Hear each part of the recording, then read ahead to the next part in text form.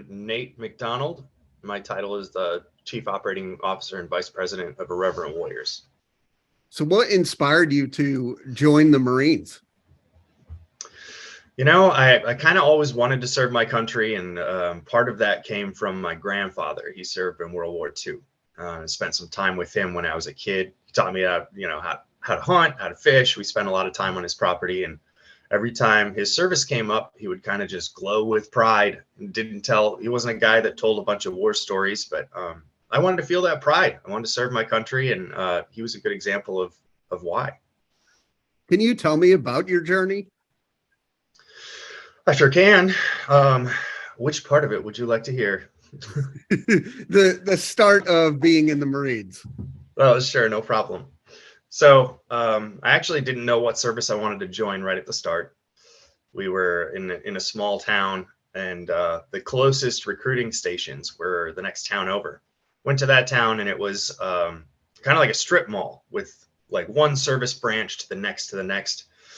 And the Marine Corps just kind of hit me different. They didn't really sell as much as the other services did, but they were like, if you want to be a Marine, it's going to be tough. You better be sure you want it, because it's going to be a tough road. And that really just kind of connected with the challenge that I wanted in the service. I wanted to do something hard, so that's kind of what won me over.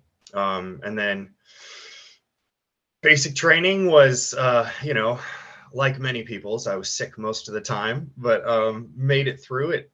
It was a really cool experience for me.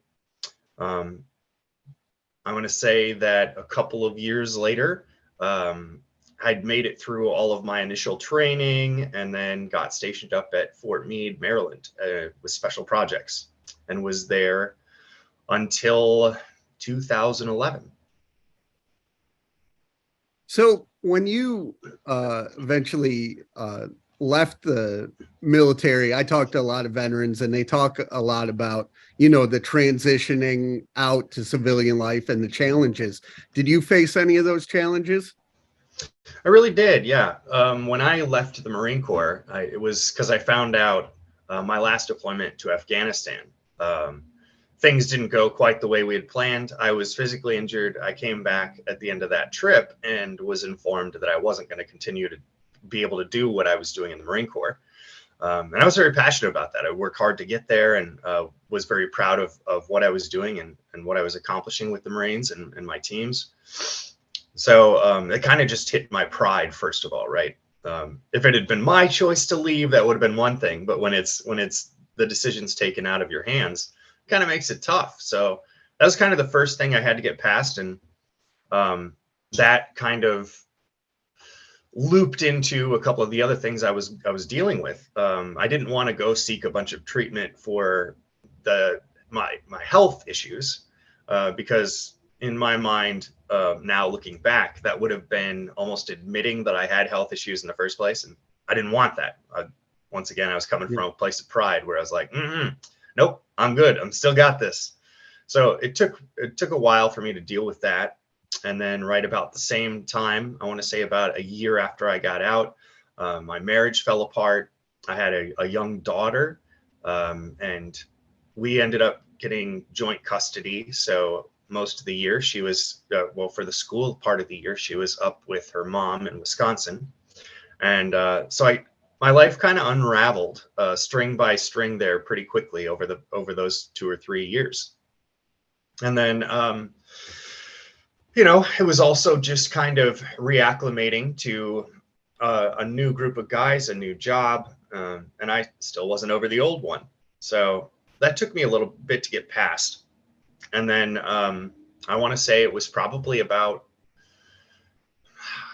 I want to say probably 3 or 4 years later before I started really getting into the groove, being able to identify the things that I needed to work on, both physically and mentally. And I would say the catalyst for all of that was just one of those really tough days. Health was kicking my butt. The relationships weren't there. I didn't really have a network, a community. I worked too much all over the place to really have a whole lot of friends, at least that I talked to on a regular basis. So I was sitting out on the back deck in my property in North Carolina, and it was just intensely lonely. It was just this isolated feeling. Everything was quiet, beautiful property. I loved it. But in that moment, it just felt dark. And so that's when I kind of had to re-identify my purpose. I was, right on the edge of making some dumb choices there. And really just being a father was what pulled me out of that. I was like, all right, got a baby girl that depends on me. There's no way I'm leaving this fight. And then, that picture slowly expanded as I put more thought into it. And I was, well, what about my family, my relatives? And then what about my buddies? And before the end of the thought process, I was like, all right, there's no way I'm going to go anywhere. So I've got to fix the condition I'm in, and started working out, got a new job, and really just started pushing myself out of my bubble, out of my dark, isolated place, and driving myself to improve, to seek improvement. Can you tell me about the mission of Irreverent Warriors? Sure. Irreverent Warriors, first of all, irreverence is kind of the way we are using the word, the way it kind of exists actually, is, dealing with somebody that's usually something that's usually dealt with in a somber attitude, just kind of, quiet, cautious, reserved, sad, you name it. And dealing with that in an unconventional fashion, normally making light of it. And that's really where Irreverent Warriors makes sense to us. It's kind of the way a lot of veterans in my demographic deal with things, and probably a lot of veterans in any demographic. Often we don't take the time to take a knee and be sad, and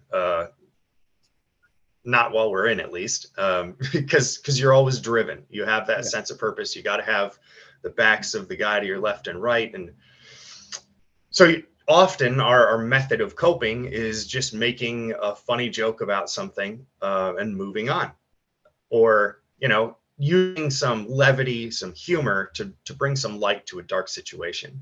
And for me, that was really useful unconventional therapy through the years. So that's kind of what Irreverent Warriors is about. Our mission is to bring veterans together using humor and camaraderie to improve mental health and prevent veteran suicide. Yeah, when I was looking at your website, I saw the stat of 100% of humor and camaraderie. So how is it, bringing humor into something that will help your mental health as well? It's often really natural. One of the things that from my early days in the Marine Corps, I saw the mental health struggles that were impacting my community, the military and veteran space. And, people were making really, really bad choices with their mental health, right and left. And it was all different kinds of factors. It wasn't necessarily everybody that had deployed or saw combat. It was just so prevalent in the community. So I lost a couple of team members, some people close to me, and that kind of re-engaged me in that effort of finding a place where I could make a difference in the veteran space. At the time, military space more than the veteran space. But everything I became a part of, everything's probably a little bit over generalization of the situation, but many of the things, the missions, the nonprofits that I joined, I didn't see a direct impact in things that would have impacted me or my buddies. It was stuff like, well, we're raising awareness, or we're raising funds, or hey guys, come on in and sit in a circle and let's talk about our sad problems. And none of those things resonated with me. And I knew they wouldn't have resonated with my buddies. They would have shown up and felt uncomfortable and left, and probably never shown up again. So Irreverent Warriors was one of the first things that it pulled me in, just because it was an organization that was doing something on the day of the event. The event wasn't to bring awareness or to raise money. The event was to bring veterans together and to show them a method for unconventional therapy. So, I'm sure you saw the ridiculous silkies hike pictures all over the website and everywhere else.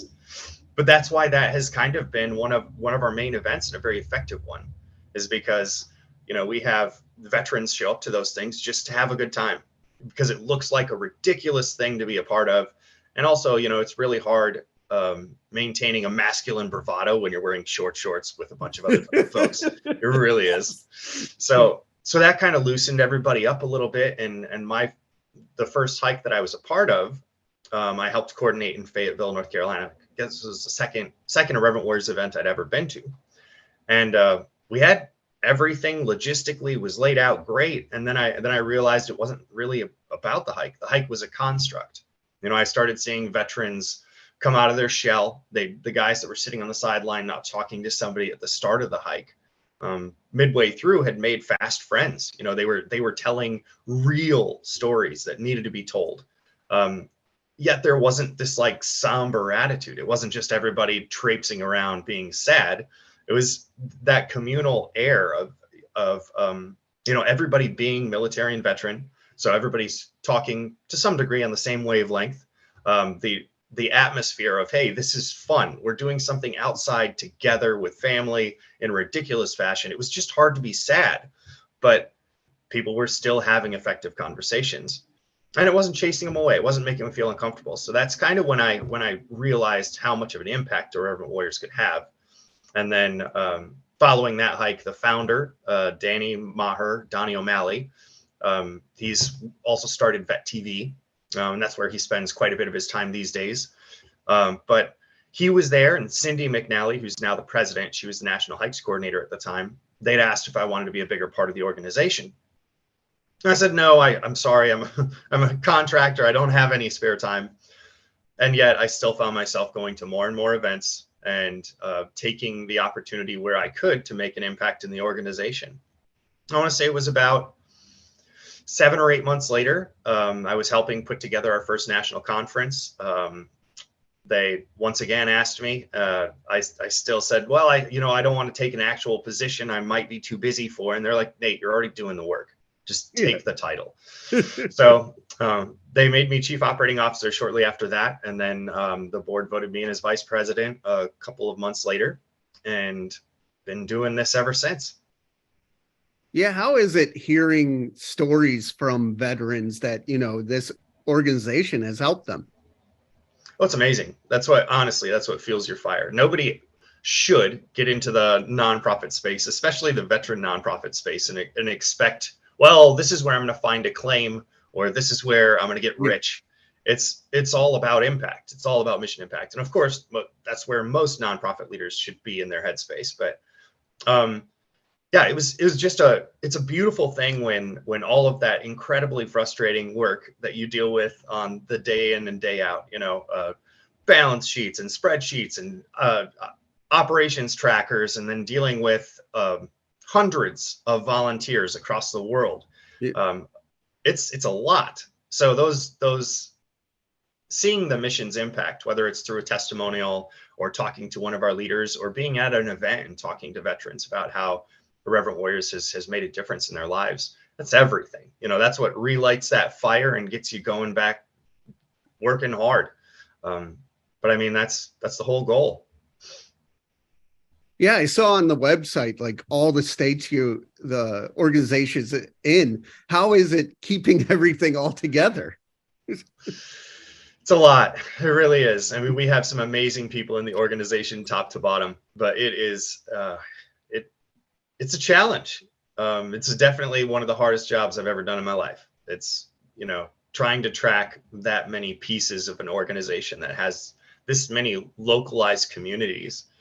And then, like I said, working with an all volunteer staff brings with it some challenges as well. But often, we work during business hours, 8 to 5, getting done everything we need to on a lot of the business side. And then a lot of our meetings and discussions and work with our volunteers tracks into the evening, because that's when they're free. That's when they're done with work or school and have the time. So some extended days quite often. But yeah, it's a unique challenge, but it's one I'm glad I took. Well, you said earlier that sometimes you can't take yourself seriously wearing silkies. What is it about that makes it more of a humor than a serious thing? Oh, sure, yeah. So part of it is nostalgia. So silkies are an old PT uniform. They're about half the size or length of any PT uniform we have these days. But at one point in time, they were the standard. And you can imagine that was, 70s, 80s, Right. that time frame. It kind of fits what was going on with fashion at the time, right? Military, cutting edge of fashion. Not so much. But people kind of just, they hung on to them. You know, people didn't want to let them go. A lot of units still wore them, still wear them on and off. They're just not the official branch uniform anymore. And it kind of just, like I said, that nostalgia piece, it was just almost goofy when somebody would wear them. They weren't wearing them to, you know, I need to look professional, or I need to look like I'm bad to the bone as an operator. Like, it was just, hey, this is fun, this is comfy, let's wear these short shorts. So that kind of humor element is almost just a piece of the uniform now. Like, you put on silkies, you feel a little goofy. Like, they are little shorts. And then when you have, like, you know, 200-300 people wearing them in public, a public that doesn't really understand the nostalgia behind the silkies, it's pretty hilarious. But yeah, it's definitely one of those things where we will often have veterans show up, and people are always welcome to wear whatever. You don't have to wear silkies to hike with us. Like, we have people show up in full battle rattle, other people show up in jeans and a t-shirt. It doesn't matter to us. But often you'll see those folks show up wearing something else, something more conservative or something more professional or whatever. And a hike or two in, they'll buy a pair of silkies and start wearing those just to be a part of the fun. So what are some of the things that motivate you? Well, I've got quite a few things in my life that motivate me. Inside the organization, it's kind of what we talked about. It's that mission impact. A lot of times it's really easy for a leader in an organization to really get focused on the mechanics of how the organization is operating, and kind of lose sight of the people. For me, it's a little easier because the people are my reason for putting up with all the operations of the organization. It's the impact on the people. So, I mean, that's my biggest motivator for being here with the Irreverent Warriors and doing what I'm doing. Obviously, I'm not really making anything, but it's not about that. You know, I'm overworked and underpaid like quite a few other nonprofit leaders, but it's really, it pays dividends when it comes to, you know, being able to network, being able to talk to people, see the impact that is made in their lives, and see them really drive into a healthier physical and mental place. So I would say my main motivator inside the organization, it's our people, top to bottom. Whether you're a first-time hiker that showed up and have no idea what you're doing yet, or you're one of our national volunteers that has been around the organization for 7 years. It doesn't matter. Like, you're my family. I want to take care of you. I want to see you grow and improve, whether it's inside or outside the organization. So I would say within IW, that's my primary. In my life, my biggest motivating factor by far is my wife and my daughter. Like, they are absolutely amazing. Anna, she's I actually met her at a Silkies hike in Fort Lauderdale. We shook hands, exchanged info, and then a couple weeks later we reconnected and talked. And yeah, it's been amazing knowing her. And you know, having people that close in your life, people that you see on a daily basis that depend on you, it makes it a lot harder to loop back into your own BS. You know, it really makes it difficult to fade out, to lose your stride. But you got to keep pushing.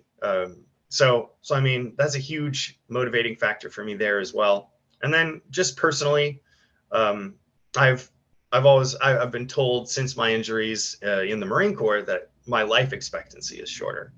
And at first that really hit me hard. I was like, wait, what? I don't have as many years to live? You don't know that. Come on, dude. And then I really started settling into the idea that it didn't really matter. Like, that nothing was given. I could have tomorrow, I could have next year, I could have a month left. How am I going to live that life and live it to its fullest? So that's another piece of that is, you know, before I bounce off this plane, I really want to have made the biggest impact I can, not just in my community or my family, but in the world around me.